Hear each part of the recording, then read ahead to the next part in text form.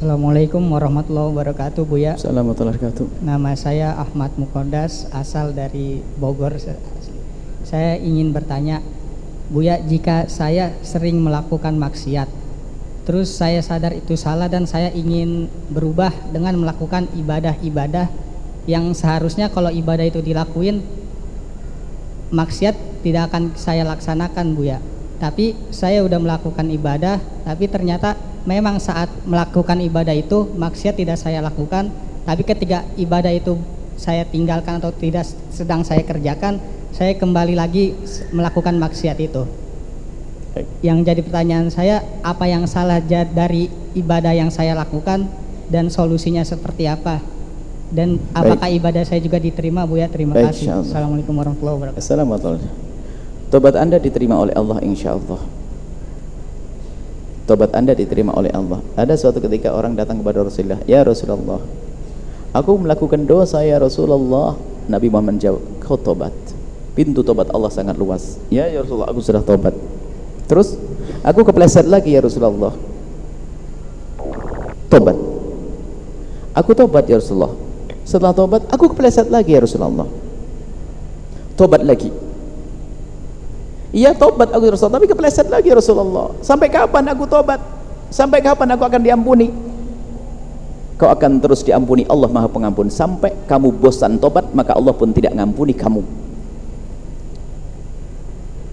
Tobat, paham makna tobat? Menghindari kemaksiatan tersebut. Tentunya yang kita hindari adalah sebab-sebab jatuhnya dalam maksiat. Misalnya maksiat kita, misalnya naudzubillah, melihat yang haram, gambar yang haram di HP sampai mungkin terjerumus cari kesenangan sendiri. Astagfirullahaladzim. Nggak cukup istighfar saja, buang dong di situ.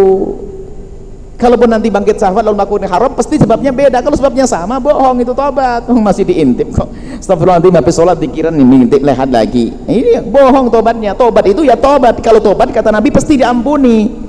Artinya kalau tobat itu adalah meninggalkan maksiat tersebut, sebab-sebabnya juga ditinggalkan. Seorang wanita menangis kepada kami, katanya dia tobat kepleset dalam zina. Allah Maha Pengampun, Allah Maha Pengampun. Betul kamu tobat? Tobat biasa, tobat benar, tobat, masya Allah. Nangis dia depan saya. Dengan orang mana dia cerita kepada saya? Dengan seseorang begini. Boleh, saya boleh mengingat nomor. Bertobatlah terus dan bertobat. Hindari sebab maksiat yang Anda sebut, apa yang Anda rasakan, maksiat apapun Anda hindari. Apa sih sebab saya maksiat? Kalau maksiatnya sebabnya karena Anda di kampung itu Anda hijrah, lihat, Anda akan menemukan rumah lebih megah di sana. Anda akan menemukan kawan lebih hebat di sana. Jangan paksain Anda tinggal di rumah itu kalau Anda di tempat itu maksiat. Apalagi kos-kosan, pindah kos-kosan. Nah, itu taubat. Kalau sudah begitu indah. Allah Maha Pengampun. Lihat sebesar apapun dosa yang dilakukan seorang hamba, pengampunan Allah lebih agung daripada dosa seorang hamba.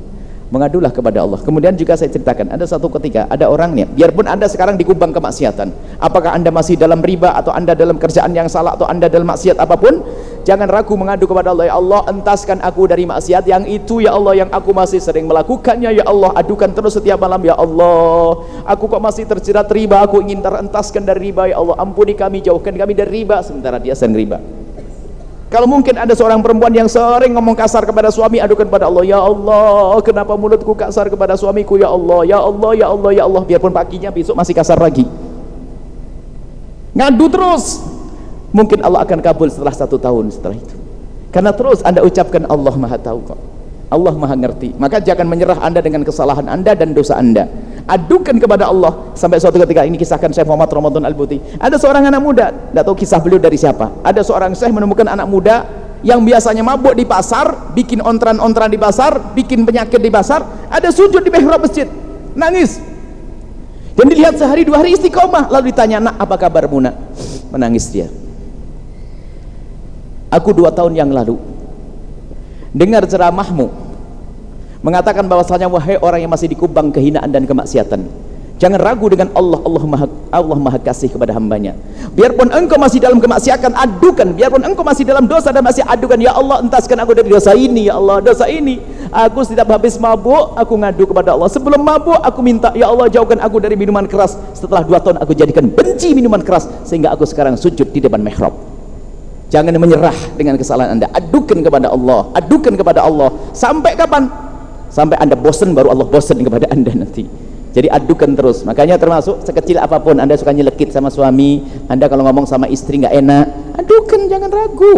Allah akan rubah jadi mulut lembut, lidah lembut, perkataan indah dan seterusnya. Wallahu a'lam bishawab.